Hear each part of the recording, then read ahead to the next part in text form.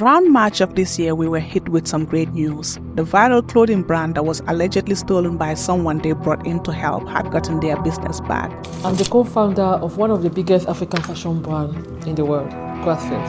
I lost this business last year, and after an extended court battle, I'm just about getting my business back. Hello? Lola, I've just got to my Grassfields. Guess what? I got some good news. I just got Grassfields back. Now, whilst the news was met with so much positivity, it seems that after only 3 months of getting the brand back, there's another controversy brewing for our beloved brand. And a lot of you have been asking for my thoughts around this, and I'm guessing it's because of my breakdown of the brand last year, October. If you do not know how it all started, I'm going to put in a refresher of how the brand was allegedly stolen. And at the end of the video, I'll share my own personal thoughts around what's happening. During 2019 and 2022, you could not log on to Instagram and not see these beautiful dancing models adorned in modern African outfits. They were all over our feeds. Although the founder, Christelle Nyangu, was hardly seen in any of these videos, she was the mastermind behind these viral moments and opted for a backseat strategy role. But that backseat role would soon change for Christelle when she was unknowingly kicked out of the same company she launched to £20 million with only £50 to her name, prompting her to create this video that shocked the world. This is the underdog story of Grassfields and of how a Cameroonian immigrant, Christelle Nyangu, built a successful online fashion brand with her twin sister, only to lose it all in a shocking betrayal.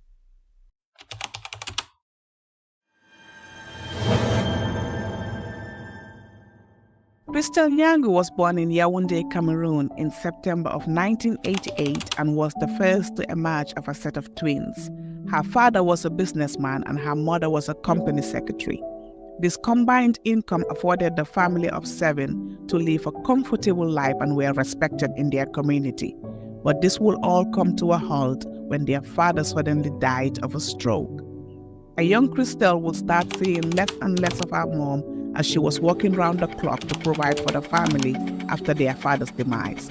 As a result, her elder brother had to step in to take care and manage the household in their mother's absence. Sadly, this will also change when he suddenly fell ill and got diagnosed with cancer.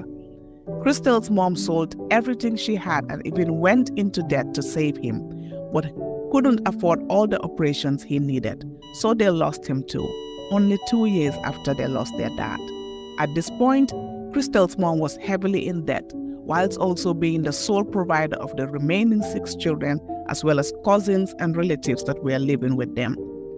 The kids stepped in to help by hawking foods on the streets during the evenings after school, and also by using their weekends to help their mom sell groceries at the local market. To further help their mom, Christelle and her twin sister Michelle started thinking of creative ways to contribute. They came up with the idea of taking popular sweets from their mom's grocery store that were not available at their school canteen and selling them to the kids. This venture proved successful.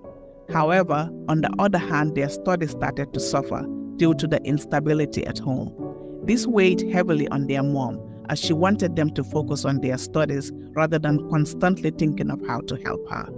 With this in mind, she made the decision to send Christelle and Michelle to boarding school.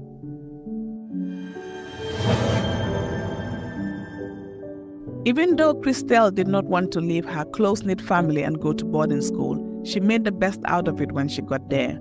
She and her twin sister Michelle worked hard to gain scholarships so they could relieve some of the financial burden from their mom. Thankfully, during this time, their uncle, who is their mom's brother, traveled to the UK and occasionally sent money to help out. This enabled them to focus and graduate on the top 10 of their class in secondary school. But as they await their results to get ready for university, their mom broke the news to them.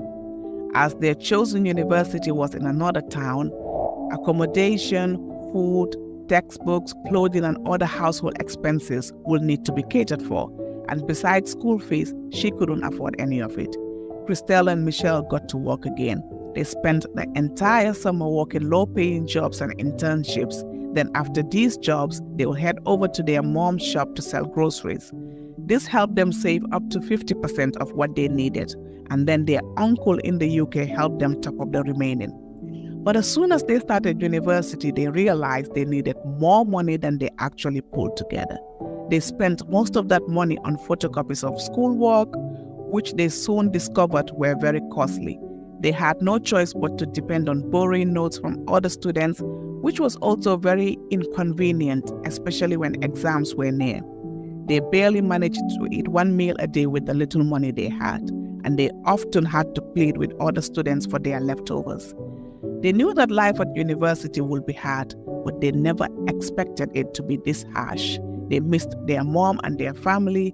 They had exams to prepare for. They had no workbooks to study from. They survived on less than a meal a day, and they had no friends because they were embarrassed to ask them for food all the time. They felt like outcasts.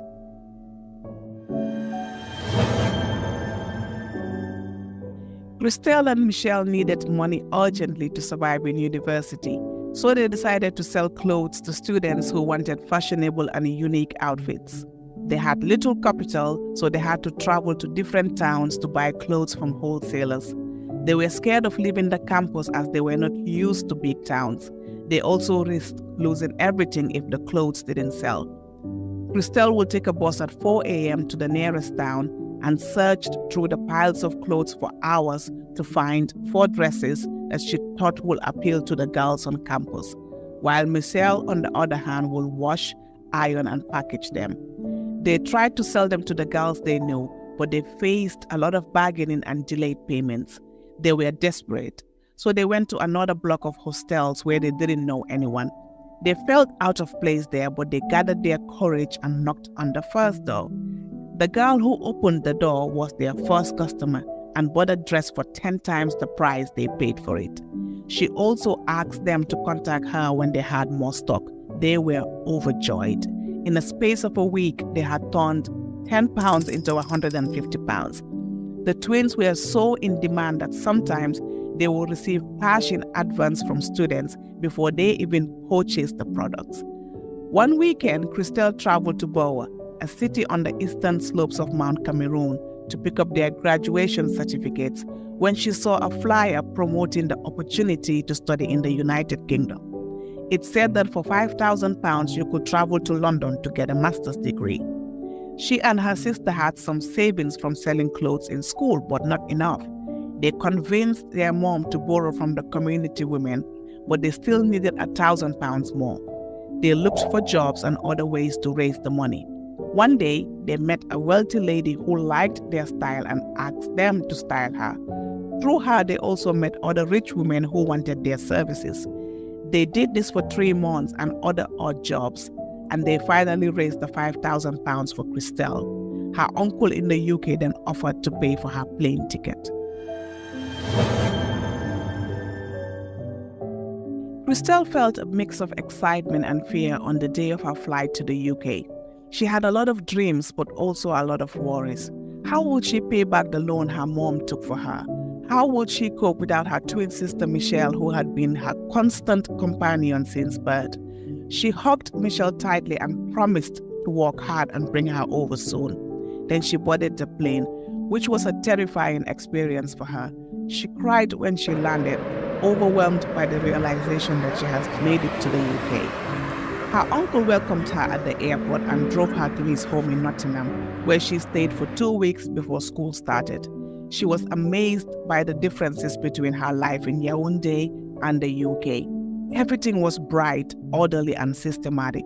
She learned something new every day, from the punctuality of the postman and the buses to the convenience of online shopping and banking. She shared her discoveries with Michelle on the phone, who encouraged her to embrace the opportunities and overcome the challenges. Her uncle took her to London to visit the school, enroll, and find accommodation. He showed her how to use public transport, which was another source of anxiety for her. London was a big and busy city, full of people from different backgrounds and cultures. She felt lost and out of place, but also curious and hopeful. She was determined to succeed in this new environment for herself and Michelle.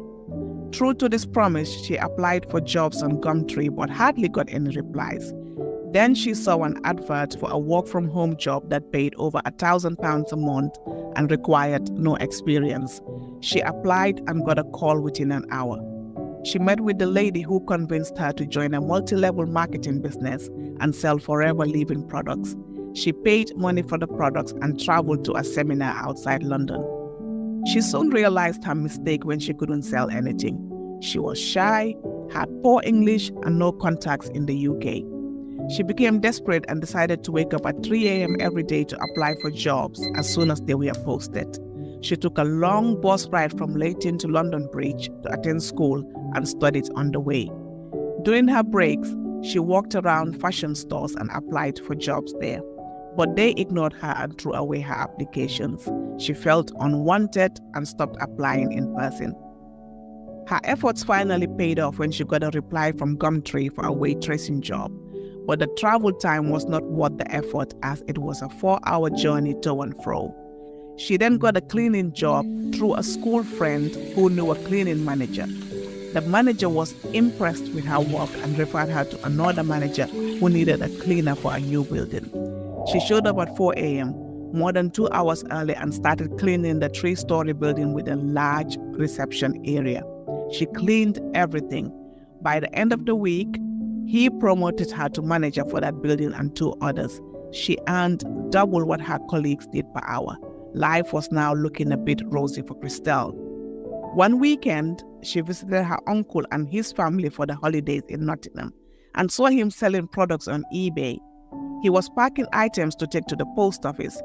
She had never heard of eBay before and was curious. On her way back to London, she explored eBay and was amazed by the variety of things for sale. You could buy clothes, you could buy shoes, hair products, and more for a very low price.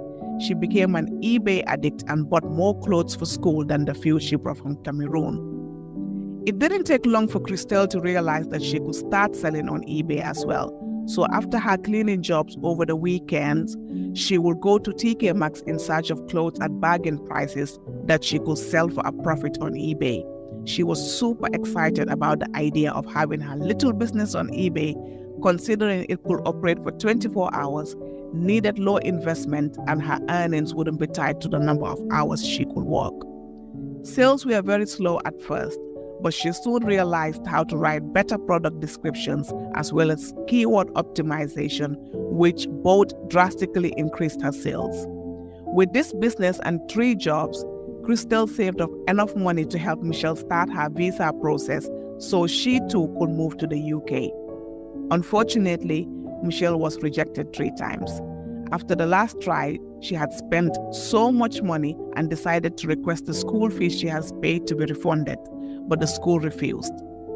Because of the school fees she lost and the cost of applying 3 times, by the time her 1-year course was over, she had no savings left and her student visa was about to expire. She had to find a proper job and apply for a work permit urgently.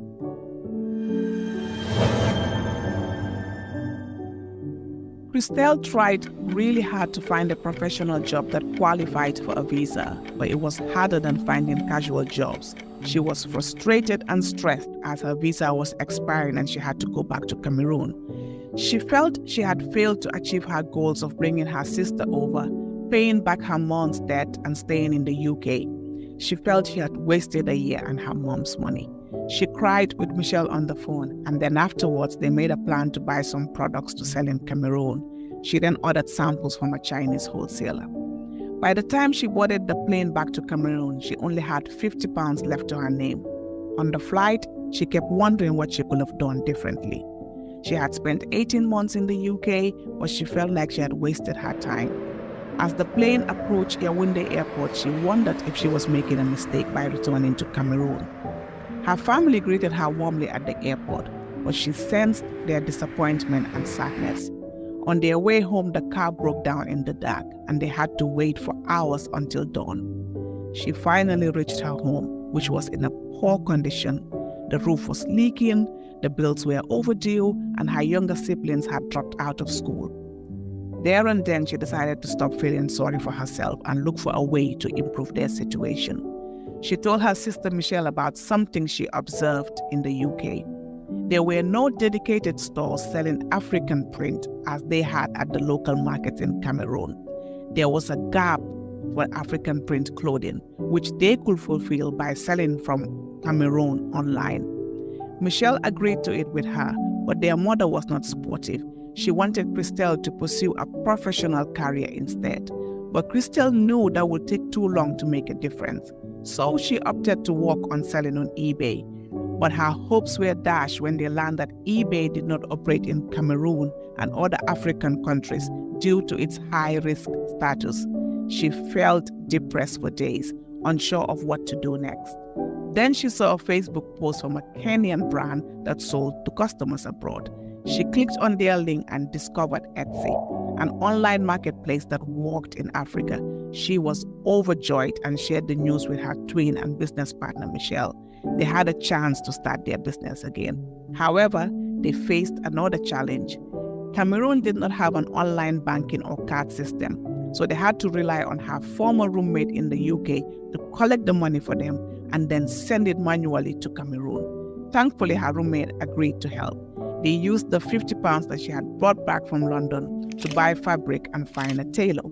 They modeled the products themselves using the makeup products she had brought from a drugstore from London. They opened a Facebook page for their brand, Grassfields, on January 11th, 2013. They posted consistently on Facebook, traveling to the cyber cafe in the next town every day because they lacked internet and electricity. It was hard work, but it paid off slowly. One day, Christelle decided to take a leap of faith. She had been observing some large pages that posted Afrocentric images and noticed how much engagement they got. She knew that if they could post their images on those pages, they would get a boost in sales. But they charged a lot for those ads, for that marketing, which her twin Michelle was reluctant to spend. She understood Michelle's fears, but she also studied the patterns of the successful posts on those pages. She was confident that they could sell out and make money with some of the content tags that she wanted to use. She took the risk and paid for the post behind Michelle's back. That evening, Michelle woke her up from a nap. She thought there was something wrong with their Etsy account as they had received so many emails and orders. Michelle thought it was a glitch, but Christelle told her what she had done. They were stunned because they had generated about £150,000 in sales. They had never seen money like that before. It was so much money that her UK roommate's bank account threatened to shut down her account because of suspicion of fraud. It was hard to believe that their lives had changed in one night. That was the gamble that lifted their entire family out of poverty. She could now help her mom with the house and the bills. She could now send her younger brothers to the UK or to Germany for better opportunities, and she could go back to the UK to run the business hands-on.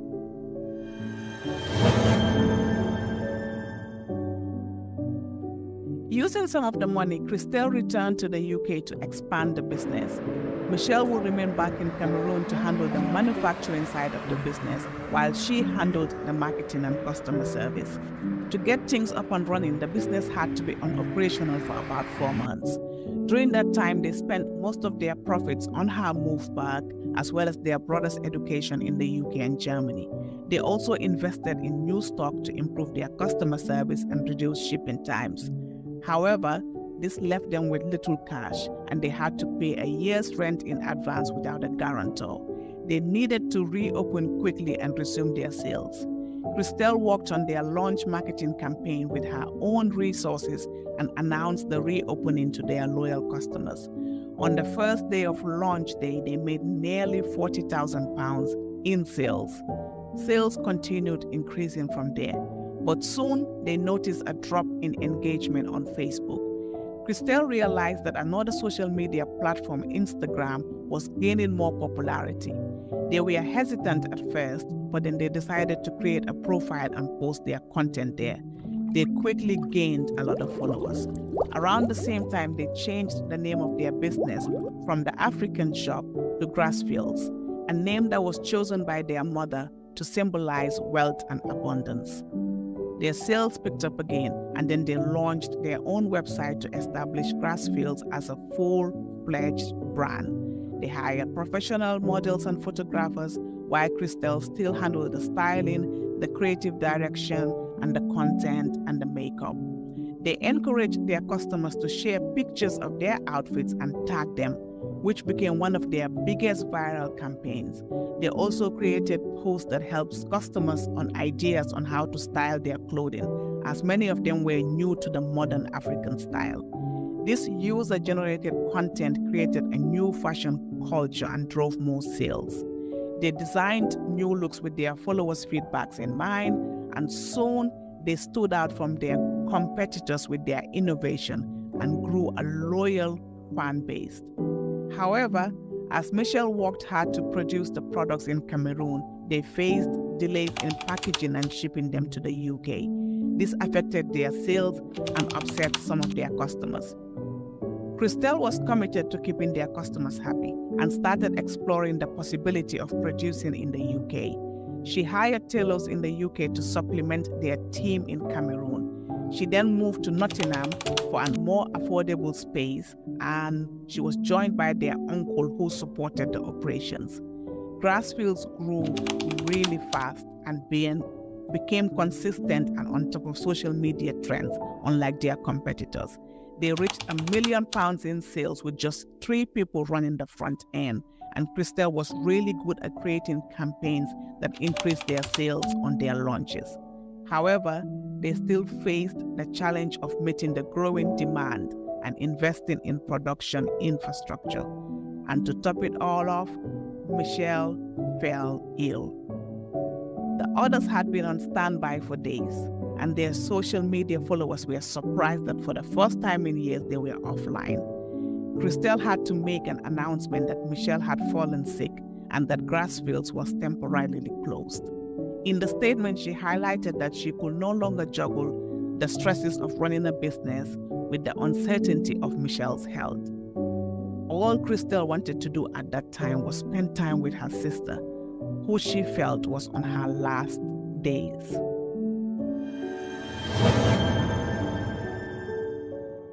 Christelle logged in on social media a few days after the announcement, and the support was overwhelming. This was when she realized how big Grassfields was and how they had inspired people across the nation for years. The messages kept pouring in. Amongst these messages was a doctor. He reached out and offered to operate on Michelle, which Michelle agreed to. The operation was a success and prolonged her lifespan, but she still needed some minor operations in the future. Christelle then returned to the UK and reopened Grassfields, which had lost over 2 months of revenue at this point. The company was cash-strapped. They needed cash and a business partner fast, but most of the people they met only wanted to invest financially. They wanted someone who could be hands-on and provide support.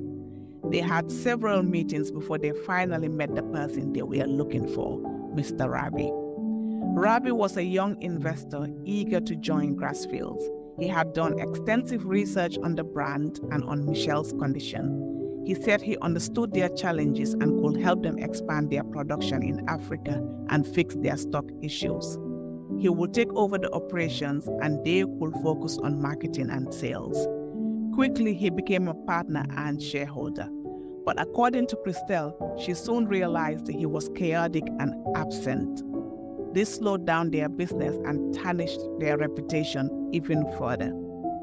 Christelle then confronted him and demanded changes. He agreed to make changes and listed some steps. One of the steps included sending a full-time team member and an IT expert to help them. According to Christelle, the helper he sent was more of a chaperone and a spy to get access to her computer so he could lock her out of the company's social media accounts and email marketing platforms. He gave Christelle a document to sign urgently. According to her, she did so without reading, and unbeknown to her, it was a back statement document signing away the IP right to the company's greatest assets.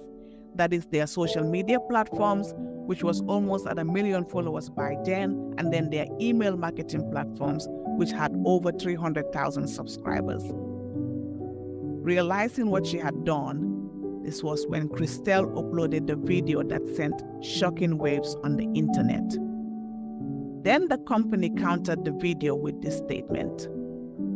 According to Christelle, her business partner had transferred all the assets of Grassfields Limited to a new company that he owned and controlled, leaving her with an empty shell and a pile of debts. He also denied her the shares and directorship that she deserved in the new company and only offered her a 5% stake, which she denied. So after almost 10 years to that day, Christelle walked away from the same company she launched to £20 million with only £50 to her name.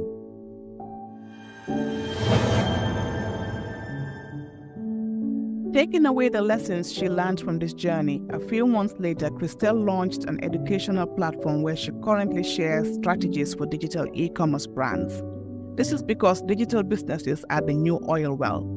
So if you want to discover the 5 most lucrative digital businesses in Africa to launch to success like Christelle, then click on the video on the screen.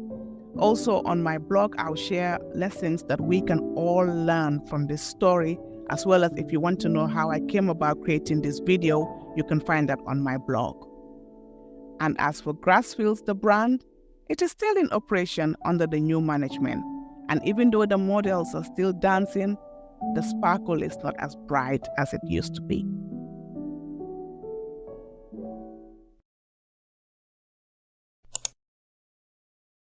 So we now know that Christelle and her sister got the brand back, and from my observation, I noticed that the first thing that they did was make Christelle the face of the brand. And I believe this is a mistake they learned from originally, where no one knew who was behind the brand. We only got to know about them when the brand was allegedly stolen and Christelle had to make that video where she was crying and everything. So as a result, Christelle has been showing out, she's got a content series around her overcoming her social anxiety and everything. She shares her day-to-day, she's opening up more, which I believe it's a good thing because she's showing the person behind the brand, and also at the same time, she's also building in public. The second thing I noticed from the emails that they sent was that instead of looking for investors, which was the reason that the business was allegedly stolen in the first place, they now opted in for community-backed business. So what that looks like is you can make a pledge, and with this pledge, you will get certain benefits around that. When I saw that email, I'm not gonna lie, at first I was like, I'm not sure how I feel around this or how I feel about this. But at the same time, I was like, you know what? Looking for an investor got them all those troubles. So they're trying to learn from their mistakes. So they're trying to do something different this time. So I'm not going to knock them out for that. The only reason why I said was I'm like, there's a lot of issues that can come with community backed. Meaning, people will have certain expectations, and if these expectations are not met, you might get them calling you out, So I personally felt, okay, I'm not sure about that. So I was like, okay, but like I've said, they've made the mistake before, so they're trying to learn from it, and it looks like they are now doing things totally different, which is why it came as a surprise to me when I started seeing complaints around postage, refund, and all of this stuff. Because if we remember perfectly, operations and sending out orders was the reason why they had those complaints. And because they had so many complaints and were shipping orders late, they were moved to go and seek out help. And it's that help that they brought in allegedly that was the person that stole the business. So to me, I would like to think that if that's the main issue, that's the main issue we're going to fight. And I think they were trying to do that because they were getting, more tailors, everything in Africa. They were sorting out the shipping and everything. So it's interesting for me to see that this is the same issue that's been happening. And if I'm here to speculate, I'll say 2 things must have happened. With the business getting, the brand back and so many people rooting for them, I'm assuming that they had so much overwhelming orders that they themselves did not anticipate. Now, hear me out. You might be saying, well, They knew these orders were going to come. They should have gotten ready and all of that. But remember, they spent so much time fighting to get the business. So I don't know if they knew that they were going to get the business back. So maybe operations and everything else was at the back of their mind. But then they got the business. So it might be people now saying, you know what, let me order and all of that. And they themselves put out a collection right away. I remember seeing the email. I was like, whoa, that was really fast. They have a collection set and ready to go. But then at the same time, it looked like they were capitalizing off the momentum. They've got the business back before people even forget. Let's put a collection out. And it must have gotten so many orders from there because people were like, oh, they've got the business back. Everybody was happy. So maybe that is what has happened. And this is now the growing pains of that. They've got so many orders, they have to deal with it. And before they can even relax, everybody's coming back up, saying, I haven't gotten my order or this and that. Again, I'm saying that I'm speculating. And I'm saying all of this to say, I do not have enough information on how they got the business back. And neither do I have enough information of what's happening. All I'm seeing is social media posts around, I haven't gotten my order, they are deleting my, comments and this and that. But all in all, I do hope that whatever is going on, it's resolved very soon.